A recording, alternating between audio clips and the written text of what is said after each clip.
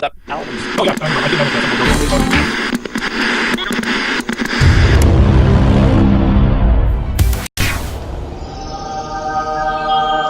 did Stupid sexy Chad. Okay, welcome to our behind-the-scenes recording of the podcast. For context, Chad is wearing Lululemons theology right now. back. Yeah, Chad admitted he's wearing Lululemon pants, and he's talking about how super sexy he is.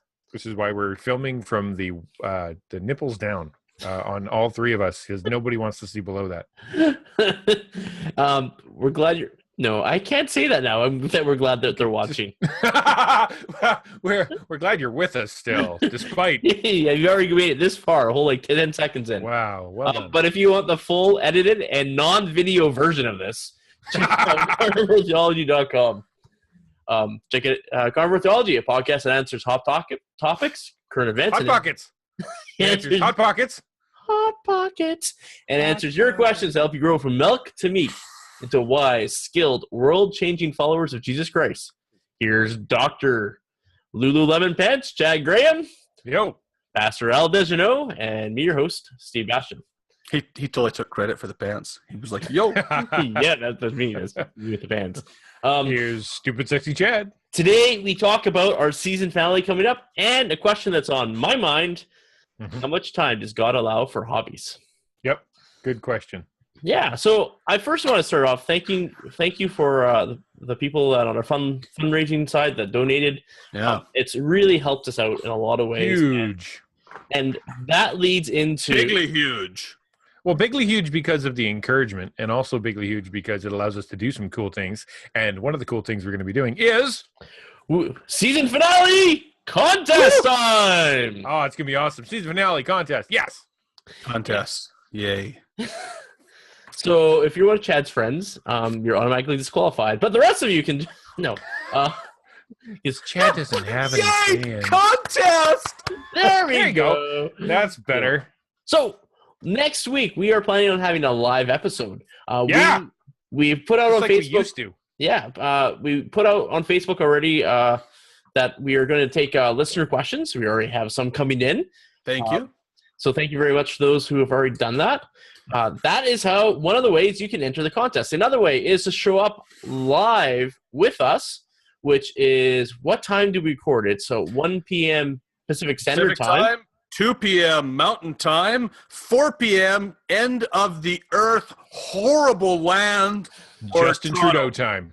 Nope. JT time. JT time. I believe that's Eastern Standard. And another way to enter is also, instead of just showing up and making a comment, ask us questions, interact with us live. Exactly. Come to the live thing. Send your friends the live thing. We can all be on the live thing on YouTube, which means you're going to need a Gmail account or a YouTube account or something in order to join it, so you can comment. And we'll leave the comments open. You comment, your name goes in the contest, and boom, we will send you things. And what are the prizes, Steve? What are the prizes? Well, one of the most popular prizes we've had in the past was the Dairy Queen gift card. Yeah. Woo! Everyone loves ice cream. $10 worth of milk and meat. And milk and meat. Yes. See that, how that works? Yeah. It's clever. I forgot how clever we were back then. Second is an ebook of The Hour That Changed the World. Our favorite prayer book. Our favorite prayer book. And lastly... And moderately worse. Lastly... No, not lastly, but thirdly. Third worldly is Al's book, The Foundations. Woo! Yes. We'll send you a paper copy. Oh, yeah, yay. Real copy. So if you like physically touching books and the paper and the smell, that's the one that you really want. This is where Chad says something about a smell emanating from my book. Just the part. No, this is Al's book, but this is a good-smelling book. So, Chad, were you paying attention? Can you repeat the 3 ways to enter the contest? Yes. The first way is to send us questions ahead of time, like Stevie from Vancouver Island, Albert from Ottawa, and Shederick from Alberta. These 3 gentlemen are already entered. I hope you will, too. Then we have the second way is to show up live at 1 p.m. Pacific Time, 2 p.m. Mountain Time, 4 p.m. JT Time. On May 30th. On May 30th, and make a comment.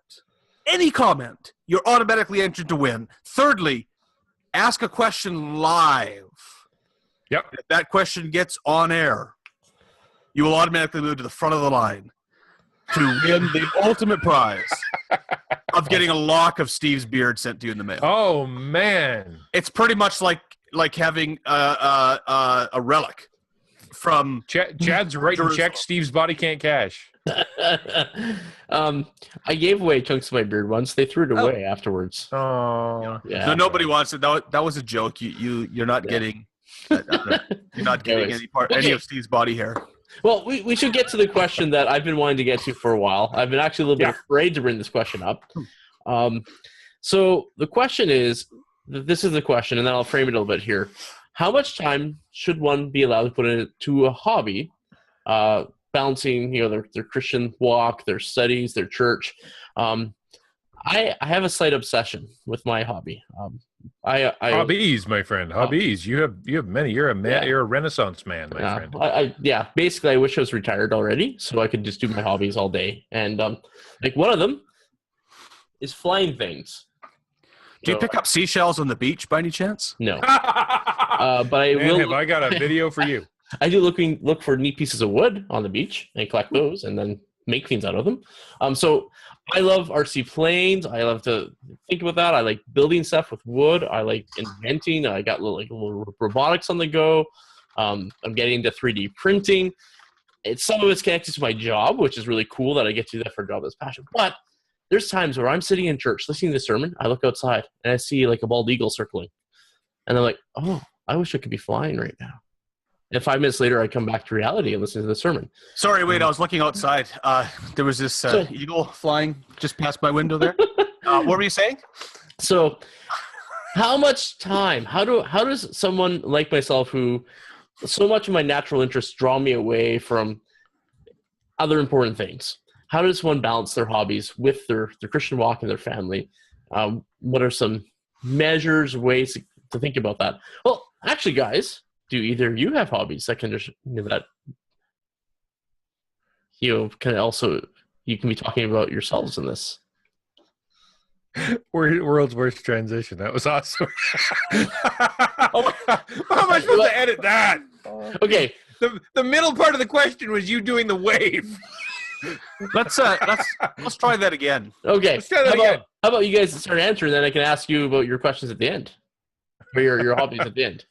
All right. Well, I actually have a couple hobbies. Oh, tell me about your hobbies too. That can be part of this. Well, yeah, exactly. My hobbies tend to double dip my hobbies now, because most parents, I think, do, is like, for example, photography, which I do with my son Edison. We're getting into photography. Oh. He's got his own online Facebook page that he posts his pictures to, called Pick a Day, and we work together on that, and it's kind of fun. I do podcasting with my friend Steve and Chad, which I love doing. I enjoy editing. I enjoy doing this. I consider it to be not only ministry, but part of my hobby. My YouTube videos, I do with your week, probably. It is, really. YouTube videos with my daughter Erica. So I help her edit her videos, and we set up the sets, and we do cool ideas, and we write things Happy together. Juice. Happy Juice. That's Juice. Erica's channel is Happy Juice. My kids love it. And I watch movies with my son Ethan. We spend a lot of time watching movies together. My daughter Awen doesn't have any big interests. We just kind of hang out. But those are my my hobbies. I tend to double dip. So that's what I do for fun. What do you do, Chad? Well, since I'm now studying law at school, I turned my hobbies to reading patristic literature. So that's like the first 4 centuries of the church, really, depending on your exact definition. So do I have to answer for you? Probably spend about an hour a day doing that. Yeah. No, that doesn't count. Why does you do sports? Because you do sports. Oh, I do rugby sports. in a dress. I mean, that you raved about that for a month this fall. You do sports. Yeah, I mean, you do transgender hockey sports, but I mean, they're similar. So I play in their seasons. I play soccer and rugby and hockey, and I coach. I coach my kids in. I haven't coached rugby yet, but soccer and hockey. Mm-hmm. So that's kind of fun, and I take the coaching courses, that's pretty cool. I do like that. Yep. That kind of hobby. And We had to answer for Chad. Poor Chad. I don't know. I school. That's what I do now. I school. I get smart. Get the initials. Yeah. That's right. I collect initials at the end of my name. It's like seashells, but different. I also tutor in the classical languages. I think that's kind of fun. That is kind of fun. Okay. That's cool. Well, so guys, we all have different hobbies. How do we keep this balanced? How can we give some guidelines to ourselves and anyone listening? How do we balance our lives with things that we'd sometimes rather be doing than the tough stuff in our lives? I've got some guidelines, but I don't know. I think Chad would probably be best to kick us off here first. Otherwise, I'm going to end up dominating the entire thing. Well, I think the most important, I want to go back to Steve's kind of initial question, that sometimes hobbies can prove to be a challenge to keep in check, because we obviously do our hobbies because they're fun. Like, you get into a riveting 4th century text on the deity of Christ and you're not going to go to sleep that night. And oh man, how many times? And so, actually, a little side note of that, I just started reading this great, I know it's not patristics, but I started reading the first time there's this kind of collection in English now of Anselm of Canterbury's major works. That guy is more brilliant than you've ever known. Anyway, so I would recommend that. Well, okay, to your point, we don't seem to have a middle ground as human beings. Yeah. We either work too much and we completely obsess, turn into workaholics to avoid everybody, or if we find something fun we like to do, we obsess over that and avoid our families and responsibilities and only do that, and then we resent work. You know, we turn into either workaholics or sluggards. So to go back to the question, I think we need to turn back to the Puritans, and there we'll find the one of the best answers that we can possibly get. And of course, everyone listening, and probably you two gentlemen, will assume that that has a particular meaning. What would the meaning be thought to said when we say we should go back to the Puritans to know how to deal with our hobbies? Well, didn't they invent the Protestant work ethic? Yeah, well, the Protestant work ethic flows out of their thinking. Yeah. So as it turns out, the Puritans were really huge on the theology of relaxation. They began to build it out by the idea of the Sabbath concept. God created the earth in 6 days. On the 7th day, he rested. In the 10 Commandments, the people of God were told to keep the Sabbath day as a special day of rest. And then they were also given days of rest at other times of the year for religious festivals. They were given periods of rest from the land when it was to lie fallow. And then, of course, there was the year of Jubilee every 50 years where the whole country pretty much took a year off. Many people don't realize that, but when John the Baptist did his ministry and we read that the whole of the country came out to hear him, that was during the year of Jubilee. And so was it? I didn't know that. Better to do than to go and hang out with John. And so the gospel was opened up to just about everybody in Israel. So very cool how that's used. So Scripture actually has this huge flush out of periods of rest because we're creatures that need rest. We have to sleep X number of hours every day. And that sleep is a blessing from God. So what the Puritans said was this needs to be reflected in our lives. Now it wants to be proportional. God worked for 6 days and rested for one. He didn't rest for 6 days and work for one. And so they looked at having proportional periods of work and rest. And when you work with the Protestant work ethic. And when you relax, you have fun. And the church, the state church that was kind of opposing the Puritans at that time, the church, it would have been called the Church of England, but not in the sense that we have it today. The state church there and the Puritan movement were kind of separating, and the high churchmen criticized the Puritans because they wore gaily colored clothing and played games on Sunday. And there's a thing you don't think about when you think of Puritans. Yeah, you think of the you basically think of the Amish when you think of Puritans. The most gay thing they put on is that weird buckle on their hat. Yeah. So I think that sets a stage. That sets kind of a theological picture stage. It doesn't answer the question directly, but I think it already takes away some of the angst we have. Like, is it evil to enjoy a little bit of fun? And the simple answer is, frankly, no. Yeah. I'd turn it over to Al to kind of get his thoughts. Well, I like that. You started exactly where I started, which is that idea of Jesus said, Sabbath was made for man. Sabbath is critical as a human being. It's something that God worked into the very law. I mean, it's in the moral law. Thou shalt take a Sabbath. It's right along, Al only reads the law in the King James. I read it in the positives, actually. Take a Sabbath. Nah. But you know what? I mean, it's right next to don't murder and don't cheat on your spouse, right? Like it's in the moral law. God worked it into the law.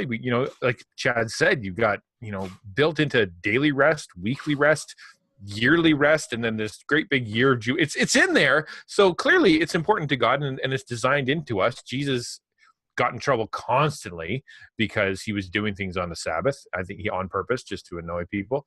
And specifically the Pharisees, who had completely destroyed even the concept of rest in the Sabbath. They turned it into a burden, into a chore. It wasn't something that was enjoyable anymore. It wasn't a time of worship. And so because of this, we need to start with this idea: is it okay to have a hobby? Is it okay to do things for rest? Is it okay to do some things differently? Absolutely. Absolutely. 100%. You shall work 6 days, on the seventh you shall rest. That is meant to be a day different, set aside for God, and something that isn't productive to produce money or something from your I don't know how you put that, from your life, something productive. What if you have investments that make money all the time? Well, no. What? Do you need to pause your investments on? No, dum. You have to. It's a day different. A day set aside for worship and relationships with fellow believers. So yes, you can have a hobby, Steve, and yes, you can absolutely enjoy it. However, where's the balance come in? However, okay, here's the thing. You can't be a sluggard, okay? So this is God speaks against laziness constantly throughout the Bible. But Steve said he works hard at his hobby. He's building aircraft. He's flying them. This is where so practicing music for church. Track with me here, okay? So God speaks against laziness. If you don't work, you don't eat. If you don't plan and organize, you're a fool. If you don't take care of your family, you're worse than an unbeliever. I mean, God is very, very serious about making that first part of the commandment, which is 6 days you shall work. Make sure you go to work.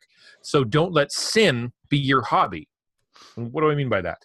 A lot of hobbies that we have are actually rooted in sin. For example, we do them to show off. They're meant to point to ourselves. They're meant to show off our skills, abilities, talents, whatever. And the only way we get happiness out of it is if we get likes on Facebook, or we're able to go to the contest and win, or people come over and try it, and we say, okay, aren't we special? Podcasting. We worked hard. We've been working hard on that one. Like podcasting, or my YouTube channel with all my flight footage. Well, think about it this way. Watching sexual movies, right? My hobby is movies, but I'm not discerning about what I watch. Or they use their hobbies to avoid work. They have things they have to do, but then they choose to do their hobbies, avoiding responsibilities, avoiding their spouse, right? Wow, forget it. I'm not talking to you. I'm leaving. I'm going to go, out and do the lawn work. I'm going to go out and take care of stuff. I'm going to go to the garage. Spending too much money. It's an idol in their life, and they end up giving the sacrifice of their money instead of to God, instead of to their families. They give it to their hobby. It becomes an actual problem. They use it to avoid God. Think of it this way, like someone will say, I worship God through my carpentry. That's how I like to worship in my shop. Even though the radio is blasting classic rock and I haven't read a word of the Bible in weeks, sometimes I do though use God's name when I hit my thumb with the hammer. Honestly, so you avoid. Are you watching me, Al? As Chad just said, you actually avoid God's mission for your life, the seashells thing. So you use your hobbies to avoid doing what God has actually asked you to do because you're scared or you're disobedient of what these actual your mission of your life is. So you just run away into your hobby. That's bad, right?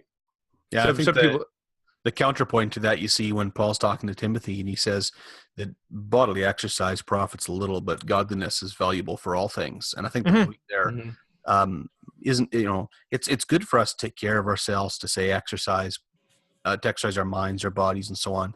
But that there's a limit to its profitability.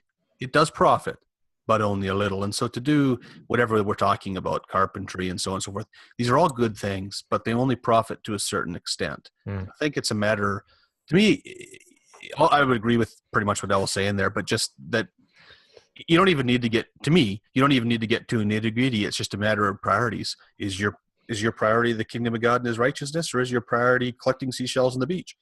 Yep. If your priority is the right thing, have some fun with your seashell collection. Yep. Well, I mean, there's lots of questions we can ask. Can you do whatever it is that you're doing? And honestly, and you really got to be introspective here, Steve, because you got to be real careful. Because I'll ask the question, can you do it while obeying and worshiping God? And I know for a fact the sin in your heart is saying, well, I'm outside in nature. I love to hang around and get fresh air. I'm with my friends. I use it as a way to talk to people and get to know them. Sometimes I even bring up the gospel and things like that. And you lay down all these excuses to say, well, actually, yes, it's completely a gospel effort and I'm worshiping God. When in fact, it really is about you. You use that as an excuse so you can go to your hobby. I know. And you got to be real careful with that. And only you can answer that question. Mm-hmm. Only you can really answer that question, you know? Like these guys who play sports and they say, well, I'd love to worship God when I'm playing sports. But the entire time they're focused on themselves. They're constantly seeking to dominate and they go home mad every week. I just focus on scoring when I'm playing. I think that you know, my perspective on all that kind of stuff is when we do our best at something that we're created to do, that is to be creative, to use our bodies, to use our minds, to do our work. In of itself, we are glorifying the Creator, and we don't need to worry about turning it into some sort of sideways spiritual mumbo jumbo. No. Okay, yeah, keep going. But to my mind, it goes back a little bit to what I was saying about balance before. It's whenever it pulls me away, and I think we all have that tendency. I think, actually, Steve, you might say your question, so I'll just pick on the way you worded it, whatever you meant exactly by it. But if you're in church and you're looking out the window wishing you were doing your hobby, that's probably a balance issue. Yeah, that's it just happened a few weeks ago. That's why I wanted to bring up this question. I literally saw the ball circling. And I was like, oh, I should be out there flying. And hopefully your pastor's not listening to this. Or it's a pastor issue.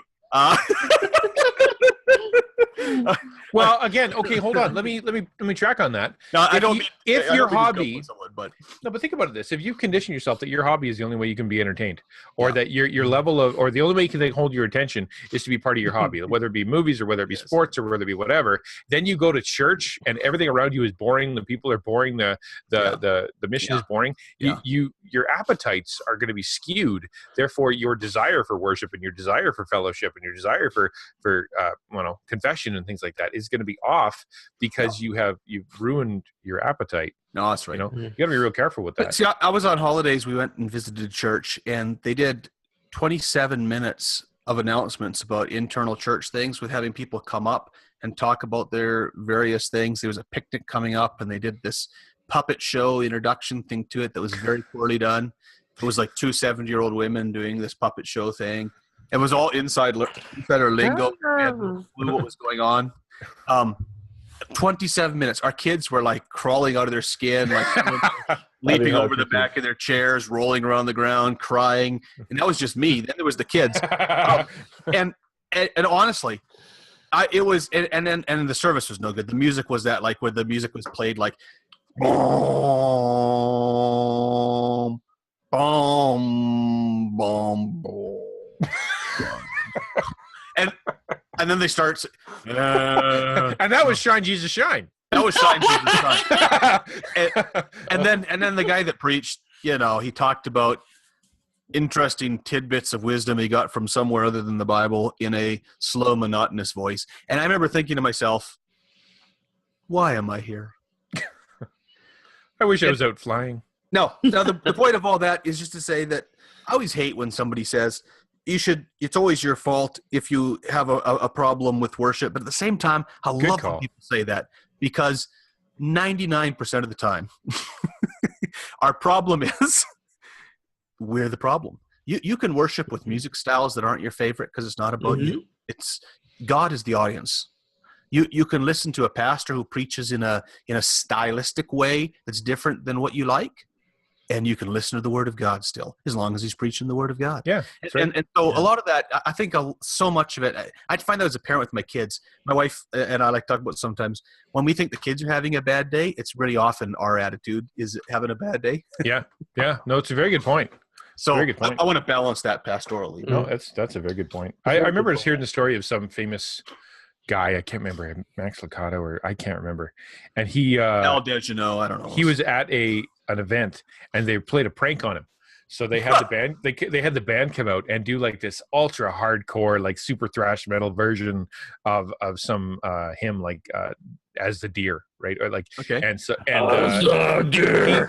and he says, and in his book I was reading, he says that first couple lines or something like that, it's really hard to get into worship because it's very distracting. But as I settled and tried to listen to the words and try to allow God to work through, he's like, and by the end of the song, I was able to enter a presence of worship, and they came up and they were laughing and patting me on the back, saying, "Ah ha ha, we got you." And he's like, "What?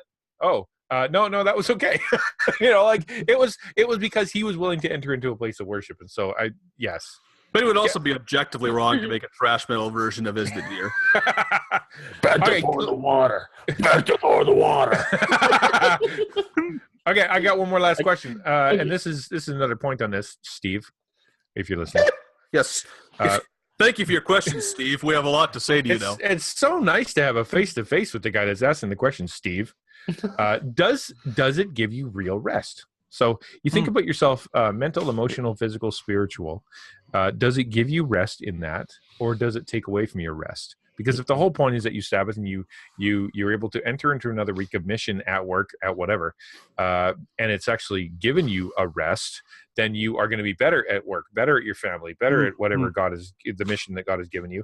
Otherwise, if it's not, you're going to be worse. It's taken away. And I'm not saying it can't be taxing. For example, crossword puzzles or whatever, and you're using your brain, or exercise or sports or gardening in the hot sun. I'm just saying that only if it's really building up your faith and connecting you to God and resting your mind and heart and body to recover yourself for the service of God and your family. That's the question you need to ask yourself. Is this sucking me? Is it a drain on me, or is it actually helping because it's allowing me to rest? Yeah, and I can answer that question in an interesting way. As of a year ago, I was playing once in a while professionally with a band, and I found that after playing events, I'd be very tired, not wanting to do it again. And kind of answered my question when I started thinking about this upcoming year. I resigned from that band because it was taking energy and not putting any back. Where some of the other things I do, I'm almost bouncing when I'm done because I'm so excited and that was awesome, and I get to show my wife, look what I made. This is awesome. Yes, dear. Very nice, dear. It's and I just get to just appreciate so much creation and be thankful for the opportunities I have so often with that's one of the biggest things that when I get to do some of these cool hobbies. I'll tell you what, Steve. I'm thankful to God for them. So, Steve, your church needs you. Your family needs you. Okay, and so if you're spending your time and your energies and your efforts on these hobbies at the expense of your church and the expense of your family, then you're not being obedient to God, and you're not using that gift for His glory. Yes. And so and I know too many families out there. Like, for example, hockey is a great example, or a lot of sports, which now they happen on Sunday morning. And I was at meetings where they would say things like, "Oh, this person, they love God and they love the church. We're looking for deacons, but we just can't pick this person as a deacon because they only attend." Like half the services because they're always at tournaments and they're always at practices, and they've chosen hockey over the service of the church and stuff like that. They love the church. They're here. When they're here, they're great. But you know what? They're just not committed. I don't want to replicate them and their commitment level among the church people. So therefore, their hobby, which the sports of their children would be a hobby, is absolutely getting in the way of the service to their church, And so if you're taking off constantly, or you're constantly drained, or you're constantly broke because of your hobby, then you're not doing service to God or your family. No, I fully agree with you that Steve, Sundays and church needs to be a priority. And what's really cool with some of the guys I fly with, they know Sunday mornings Steve's not available. They won't even tempt me anymore because I said, please don't even let me know that stuff's going on. And your family, though. Yeah. You gotta be. I mean, if you're taking off on your kids and taking off on your wife, and because you have to go to these things, then you are not obeying God. They sometimes ask me badly. Yeah. Yeah. I was going to say, Stel made some really good points. Your family and your church do need you, but if your family and your church are taking you away from your woodworking so much that it's taken you years now, and I still haven't got a bottle stopper or a pen, then maybe you're not spending enough time in your hobbies. Thank you, Chad. I really appreciate that. No, you're absolutely right. The rule was you had to visit me, Chad. It's sitting upstairs. This is yes. This actually isn't yours, but No, but you know what? You're absolutely right, Chad. And that's maybe that's another episode. But if you are at church and you feel like your church is sucking you dry, you're probably involved in too many things, and you need to pull back. That wasn't exactly what I meant, but I'll go with it.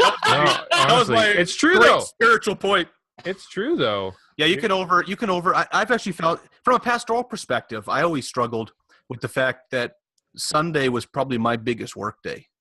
So while people talk about taking a Sabbath rest and just focusing on worshiping God, all I was worried about was, is the bathroom clean? Is the sign out front? Is the music okay? Are the microphones working? Are there batteries in here? Are they, the children's service people actually showing up? Yeah, where are they? I'm making phone calls trying to get them to come.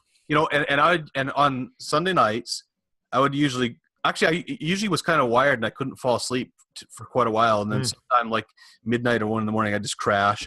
You get up on Monday and I'm just like a zombie, like, and then the kid's like, let's go to the zoo. Let's have fun. This is Daddy's day off. Why is Daddy mad all day? Yeah. And you just it's called adrenal letdown. That's why. And, I think, I found ways to deal with that and define, I'm not going to get into a bunch of details because it's boring right now, but I think there's a sense in which any of us can overschedule our church stuff.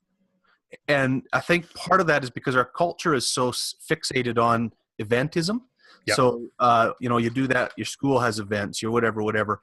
And so we get church eventism and all we're doing is event. I think it kind of makes us a bit like Pharisees. Yeah, it certainly does. And we're, I'm so active in my church. And well, can you tell me a little bit about what Jesus means to you? Well, one is on Tuesday and Jesus. Yeah. Yeah. Oh, right. Well, and that's not how families work. A family doesn't, like you have an annual family get together, but family is just together. We're just together, like whether that's good, bad, or otherwise. Yeah. Yeah. Well, thank you, guys, for answering Steve's question from Vancouver Island. No, I really appreciate you guys, and it's it's good things to keep in check. That church is a priority. That your prayer time with God is priority. Your study time and your family. And if those things are well and there's leftover, and then the hobby doesn't take away from those, that's so important. So thank you for clarifying. I remember reading something about margin, and there was the illustration was a piece of paper. And if you ever get a lined piece of paper, you see that there's a red line down one side and the top has some white lines. And that's called the margin. And the idea is that your life, you shouldn't schedule 100% of it. You shouldn't write on 100% of it. You need to leave yourself, 80, 85% that's full, and then 15% or 10-15% that just isn't. That's your margin, and you try to work it out that way. Yeah, thank you guys. And if you're still listening, remember questions for next week's season finale. Send any questions. And it's live. And it's live. 1 p.m. Pacific Standard Time, May 30th.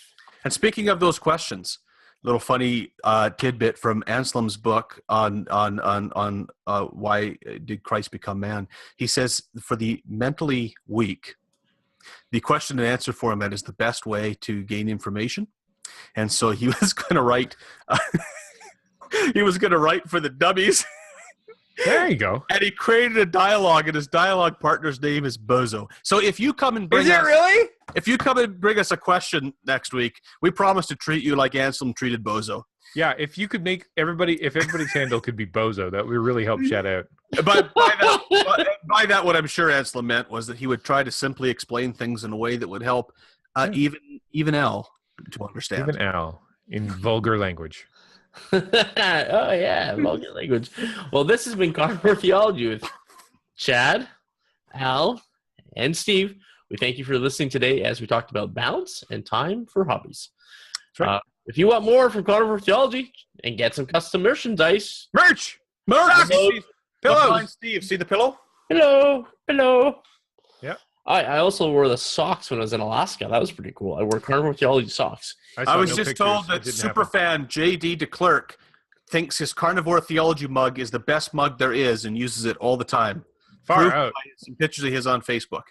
Awesome. Really far out. Cool. Yeah. Shout out to JD for using the mug. JD, my man. Nice. We have bulletin inserts, posters, all on the website. Go to the website. Nobody uses these things. Come on, people.